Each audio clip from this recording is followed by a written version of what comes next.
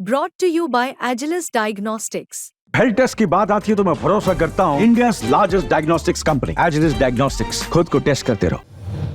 हर्षद भाऊचं आता निश्चितपणानं आता कसं झापूक पुकुक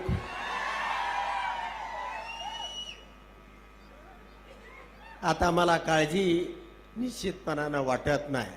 नंतर साहेब त्यावेळेला मला मंत्री करणार होते, परंतु तुमच्या या उंदीर मामाचा नंबर लागला आणि भरधाव वेगानं हा मामा आमच्या जिल्ह्याचाही पालकमंत्री झाला। सन्माननीय उत्तमरावजी जानकर साहेब यांना नम्रपूर्वक विनंती, मार्गदर्शन करावं।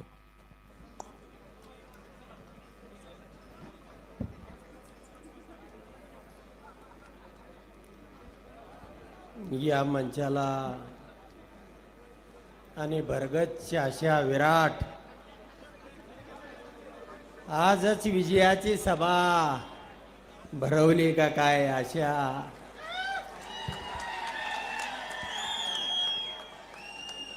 वातावरणामध्ये होणारी ही सभा, या सभेसाठी संबोधित करण्यासाठी तुम्हा सर्वांचे लाडके नेते माननीय शरदचंद्रजी पवार साहेब, आमच्या तालुक्याचं संयमी नेतृत्व आदरणीय विजयदादा, या तुमच्या मतदारसंघाच्या लोकप्रिय संसदरत्न खासदार माननीय सुप्रियाताई सुळे, अमोलदादा कोल्हे, आमच्या तालुक्याचे खासदार माननीय धैर्यशील भैया, सर्वांची नावं घेण्यामध्ये वेळ घालवत नाही आणि ज्यांच्या या पक्ष प्रवेशाचा हा सोहळा आदरणीय साहेबांच्या हस्ता झाला ते आदरणीय हर्षवर्धन भाऊ आणि सर्व सन्माननीय व्यासपीठ आणि माझ्या समोर बसलेल्या मोठ्या संख्येने असलेल्या भगिनी, तरुण मित्रांनो आणि वडीलधारी सर्व माझी मंडळी, अख्खा महाराष्ट्र ज्यांना सलाम घालतो त्यांना घरामधूनच आव्हान निर्माण केलं गेलं।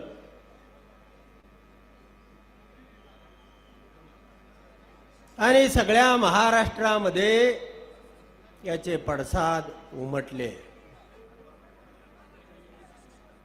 बारामती ही गोरगरीब सर्वसामान्य शेतकरी, महिला, मजूर अशा सगळ्या भटक्या विमुक्तासहित या लोकांची ही राजधानी, आणि ही राजधानीच पडते का काय याची शंका तुम्हा सगळ्यांना, आम्ही तर बाजूचा तालुका, सगळ्यांना पडलेली होती। साहेबांनी बारामतीमध्ये 1.5 दिवसाचा गणपती बसवला होता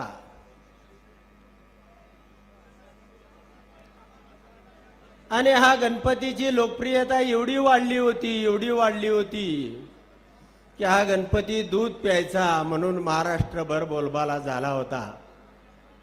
आणि एक दिवस बातमी आली की हा गणपती दारू प्याला, भ्रष्ट झाला आणि म्हणून साहेबांनी 1.5 दिवसामध्ये या गणपतीचं विसर्जन केलं। मित्रांनो, पण गणपतीचं विसर्जन केल्यानंतर गणपतीच्या पायाजवळ हा उंदीर मामा राहिला होता।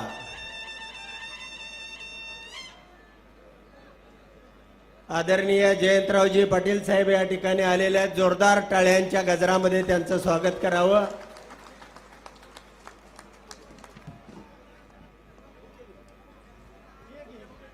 तर हा सगळ्या तालुक्याला बनवणारा मामा,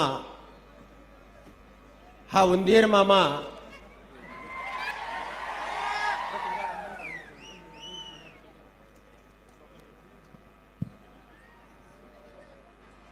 मी खरं तर काळजीत होतो, साहेब इंदापूर तालुक्याचा मार्ग कसा काढणार. मला वाटत होतं एखादा खटका लावून, एखादा पिंजरा लावून या उंदीर मामाचा बंदोबस्त करतील, पण साहेबांनी तर बुलडोजरच फिरवला.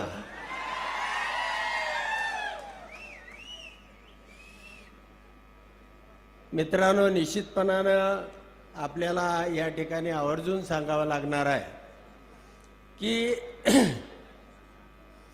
जे म्हणून आज रामाच्या पार्टीमध्ये गेलेले आहेत त्यांचा कारभार पाहिला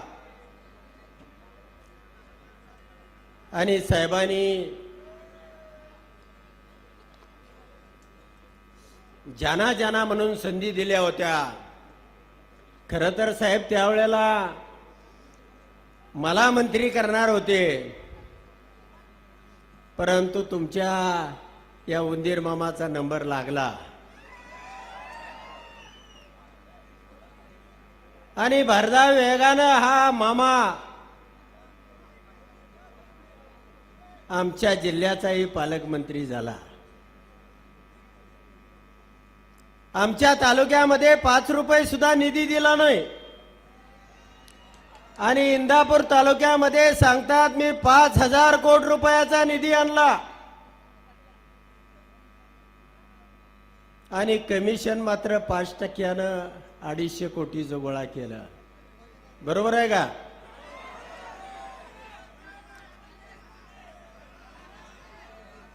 आणि अशा पद्धतीचा कारभार ज्याची योग्यता नव्हती त्या माणसाला सगळं काय, जिल्हा बँक असेल, साखर कारखाना असेल, जेडपीचा अध्यक्ष असेल, आमदार असेल, मंत्री असेल, जे जे साहेबांना करता येईल ते ते सगळं दिल्यानंतर सुद्धा हा माणूस रामाच्या पार्टीमध्ये गेला.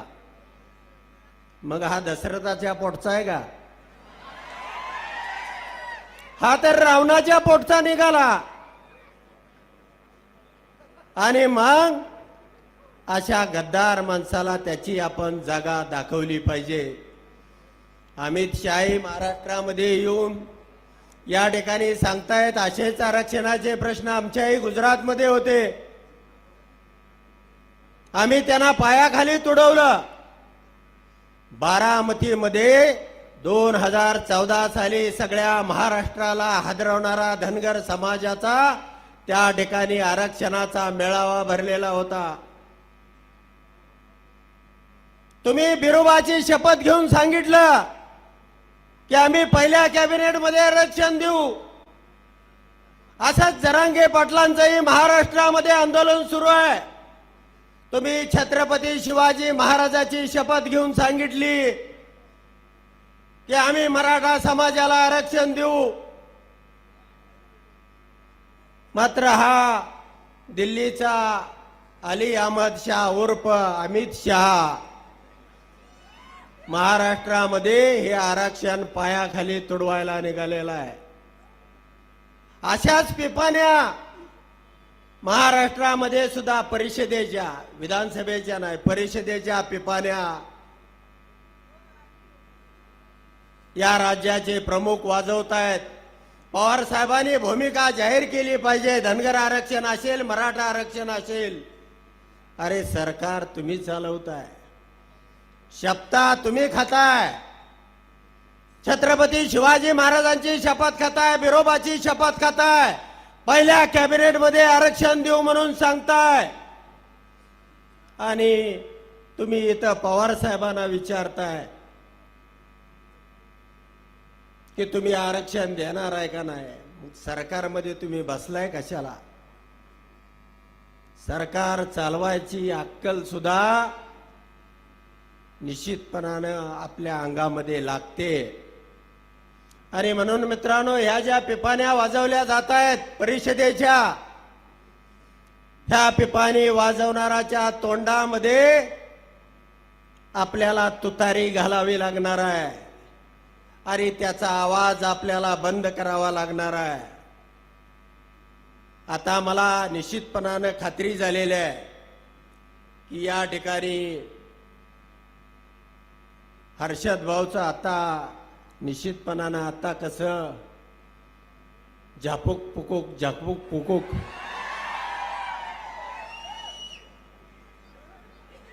आता मला काळजी निश्चितपणानं वाटत नाही. आणि पवार साहेबांनी या राज्यामध्ये रचना करत असताना प्रत्येक ठिकाणी ज्याही पद्धतीनं त्यांनी प्रत्येक तालुक्याचा अभ्यास करून त्या ठिकाणी नियोजन केलेलं आहे. हर्षवर्धन भाऊ, आम्ही तुमच्या सोबत आहोत. सुप्रियाताईच्या आम्ही सभा घ्यायचो त्यावेळेला या कोपऱ्या एवढी सुद्धा माणसं त्या ठिकाणी नसायची. आम्ही लाखेवाडीची सभा घेतली 50 लोकांची, कळची सभा घेतली 100 लोकांची. पण मतदानात मात्र तुम्ही सगळ्यांनी दनादन आणि हीच अपेक्षा ह्या राज्याची होती. हा लढणारा महाराष्ट्र आहे. कुणी आले अहमद शाह, आपण औरंगजेबाला सुद्धा 150 किलोमीटर सरहद्दीच्या आतमध्ये गाडला. या अमित शहाना सुद्धा याच महाराष्ट्राच्या मातीमध्ये गाडू, एवढंच या प्रसंगानं सांगतो. आणि हर्षवर्धन भाऊ, तुमच्यासाठी निश्चितपणानं रात्रीचा दिवस करू. या ठिकाणची जी सगळी ही मालपानी पार्टी आहे, ही मालपानी पार्टी या नेरा नदीमध्ये बुडवून टाकू, एवढंच या प्रसंगानं सांगतो आणि या ठिकाणी थांबतो. धन्यवाद.